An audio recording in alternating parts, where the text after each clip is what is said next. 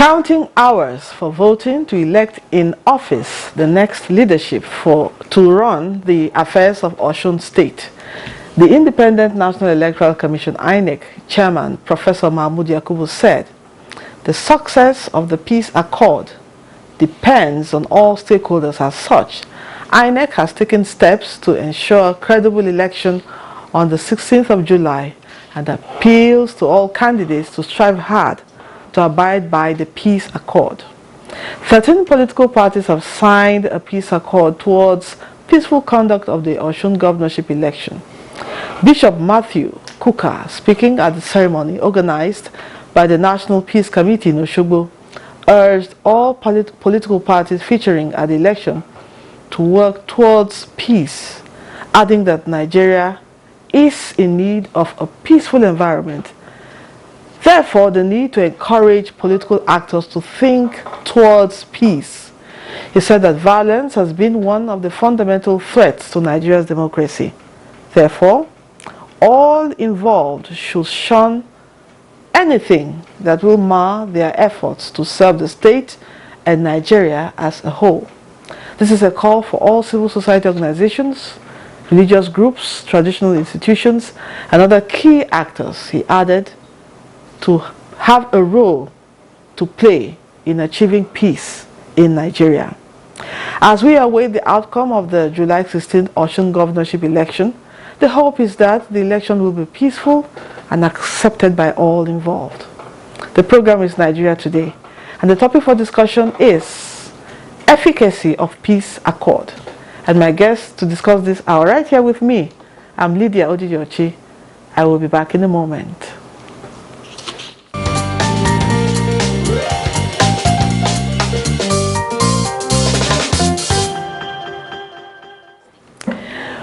With me in the studio is a legal practitioner, and he is Abubakar Ahmed Tanimu. Glad to have you in the program. Thank you for having me. Always a delight being here. Yes. And also I have a regular with me, Chris Ajiri, Flag Foundation of Nigeria. Welcome to the program. Thank you very much. Okay, let me begin with you. How necessary is the peace accord in these elections? Thank you. This is a very important question, and the answer is simple. It is very important, it is necessary, but more to it than what we have. What we have is a symbolic gesture. It doesn't have any efficacy of law in terms of enforceability. If anything should go wrong with the signing of the peace accord, will you be able to hold any of the aspirants or candidates accountable? Can you take him to court? What are you bringing him to court to? So I think in as much as we like doing things in a symbolic manner, we could go further. There should be a clause in maybe the amendment to the Electoral Act where contestants should be able to indemnify the country. They should put an indemnity clause. Okay. Certain amounts of monies that have been allocated should be deposited. That, okay, should in case there is a violence, there is any serious misconduct, such kind of amount, like some call it cautionary fee or so, okay, we could now start thinking towards, we should not only allow those that will perpetuate electoral irregularity, create elections that are not peaceful. We should be able to have something that we can hold them onto, okay, indemnification, something. They should be able to put something down in terms of having resources that the nation, because if there's crisis, is the nation that suffers. Mm-hmm. So they should have, INEC, the legislature should be able to devise a means whereby contestants should be able to indemnify the country as a whole. Okay. Now, Chris, must there be a peace accord before we can have peace during elections? Yeah, well, symbolically, a peace accord, as we've seen it, is necessary. First, a peace accord is an official agreement to come to peace or to end conflict. It's official. Whether it has backing of law or not. These are traditional institutions right there. The stakeholders were there. The bishop, the National Peace Committee, they appended their signatures. They should be held liable. But that agreement is a contract already.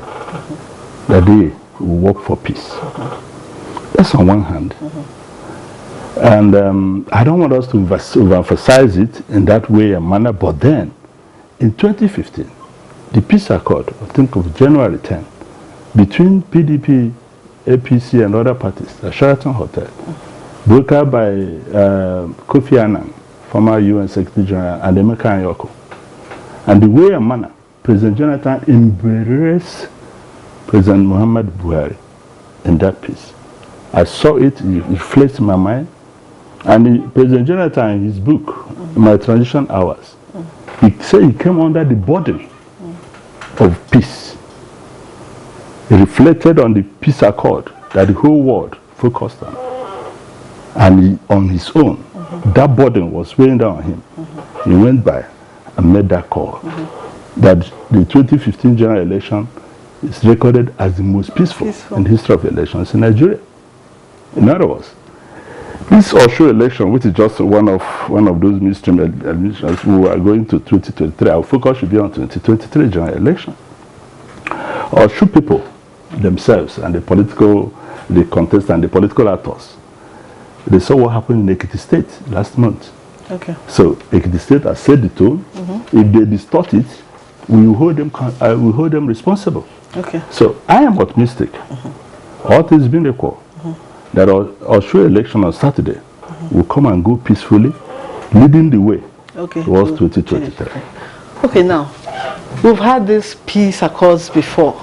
Now, looking back in history at peace accords that have been signed before and this one that we're about to sign, what will make this one different? The ones that had been signed in the past, were they actually obeyed? Likely speaking, I would just reflect on the yes, that's 2015 was obeyed. And that is what gave back to what we have today. So let us not dwell on the listen. They should take a cue from the one that works. There are certain factors that makes an election to be peaceful. You don't expect a situation where a political party will have installed rigging machinery and they have deployed it. And it's a different thing if the contestant have undertaken that he will guarantee peace. But those in the field, those is supporters, there is not everybody. That's you can be contesting for an election, but you cannot control all your supporters. Exactly. And your supporters are the ones that will be on the field. So for peace to be guaranteed, we might have it in a peaceful manner, but there is no guarantee if there is no abiding by the rules as contained in the Electoral Act and the various notices issued by INEC. What is required is for transparency, is for the election to be conducted in an open manner, so that if you are winning, you know you are winning. If you are losing, you know you are losing. There will not be that urge for violence to set in. But in a situation where they want to manipulate the process, you see, in the what we used to have before now is some will tell you they will rig the process, then you can go to court, and they know what they are doing. And we've had instances where so many people using the apparatus of the court system and find their way back to having political power. So peace can be guaranteed if INEC and all stakeholders agree to succumb to doing what is right, conducting a free and fair election devoid of irregularity, suppression of votes, intimidation, harassment. In the natural course, ordinarily we shouldn't be having anybody that subscribes to contesting an election in the forms, in the guidelines. There are so many clauses that talks about you undertaking, you giving so many. So already, it has already been there. What I'm advocating for is we should go beyond the rhetorics of having a symbolic gesture where people come and sign to undertake. There should be measured. The language the average Nigerian understand more is the language of sanction and force. So there should be consequences for those people that could not guarantee peace. You can guarantee peace if you have not taken steps to manipulate the process, if you have not deliberately instigated your supporters that, okay, they should not do certain things. And there should be consequences. The consequences should be that what will happen if there is no peaceful election? Who are you going to hold accountable? Are we looking at the possibility of even having a situation where if you have found one thing for causing election not to go unpeaceful, you can be debarred from even contesting. And if people know that there is consequences for their action, there is loss of their resources, maybe they deposited it as kind of cautionary fee or so. Okay. They will be more cautious in ensuring that the election goes on peacefully. Yes, while he was talking, you were making your some contributions. Go ahead. We have a new electoral act. Okay. There are guidelines for this election. Even anybody by omission or commission breaches the peace during the election is captured by the electoral act and the penalties. One occasion I came to this studio with what we call the ABC of electoral offenses and their penalties. So the burden lies on our security agencies. That's just the thing. There's no reason for us to dwell so much on the peace. I am optimistic. Forget about the few breaches of, pre-election campaign things. It does comes up once in a while. But the point is that the good people of Oshu State, the gentlemen that are contesting these elections, they should, of course, inwardly advise their supporters to play by the rules. Any of them that breaches it, Nigerians will hold him or her responsible. That's on one hand. And then, we're not dwelling so much in that. Each time election runs its full cycle, there must be a winner, there will be a loser. Once you see that the election is transparent, everyone surrenders. By the new electoral machine, the BVAS, Anambra was peaceful against all us. Yes. I said, look, for me it was suicide going to Anambra. It was peaceful as against what we expected. FCT area council elections, it was also peaceful. The last Ekiti was also peaceful. Forget some other issues that came up there in the front banner. If Oshu people decide to distort this peace we're having in elections, we hold them responsible. The one who was there, he spoke. Oshu is recorded as one of the most peaceful states. The election, of course. We know what transpired 4 years ago. But that's by the way. Even if you lose this time, there's still the next 4 years for you to do that. We expect them to do us proud so that the election will come and go peacefully like that. And then the security agencies should up their game. In these last 3 elections, they've been up and doing. And then, let me also say it. The era of ballot box snatching is gone. It's gone. The era of result writing, changing results, those are things that is gone. As long as the system captures your fingerprint or your image, it's election starts and ends in that polling unit. The result is uploaded from there, start tracking it. So the violence, where is it going to come from? What are you making trouble for? So these are things we also need to sensitize and educate them. For the old school that think that, okay, if you attempt carrying ballot box or the ballot paper, the penalty is about 50 million. Some 20 years imprisonment. My brother said, unless you want to go to jail. Otherwise, there's no need for this. It will come and go peacefully. We'll pass that era. We're in a new era of the electoral process. That's really, why we're happy. Really comforting. Now, let's take a break and hear what Nigerians have to say.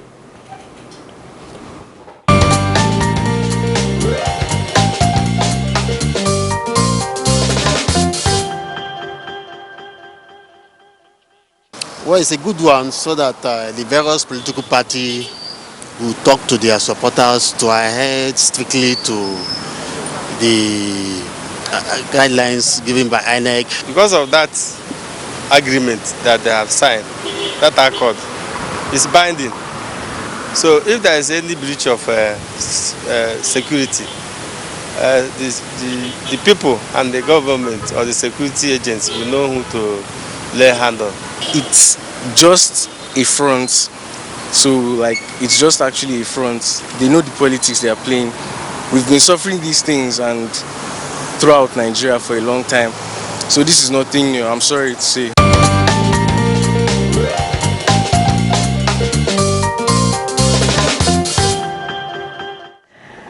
Welcome back and thanks for staying tuned. Now the program is Nigeria Today and we've been discussing the efficacy of peace accord. My guests are still with me, Abubakar Ahmed Tanimu, a legal practitioner, and Mr. Chris Ajiri, Flag Foundation of Nigeria. Now, do we really have Nigerians respecting these peace processes? Do we really have them? I'll come to you now. Do we have Nigerians respecting this peace accord? You see, the greatest form of respect is to obey rules and regulations.